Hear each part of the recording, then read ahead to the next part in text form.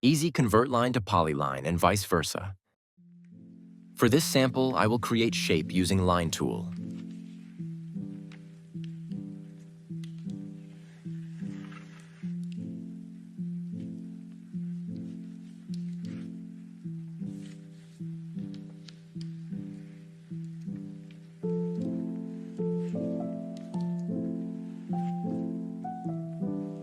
See, the edges of this shape is separated from one another.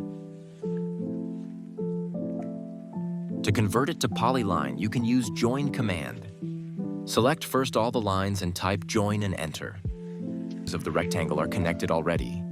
It means the line is converted now to polyline. Now let's try some sort of zigzag like a mountain ridge. These lines are separated to each other. To convert it to polyline, use the same command.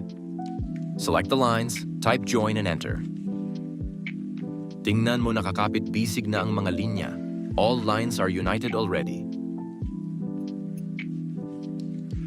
If you want to convert the polyline to line, sundin mo lang ang pu ito. Select polyline, then type explode and enter. See, the polyline turns to line. Ganyan talaga. Kahit buo na, mawawasak pa din. Yun nakuha mo? Oragon ka? Now it's done.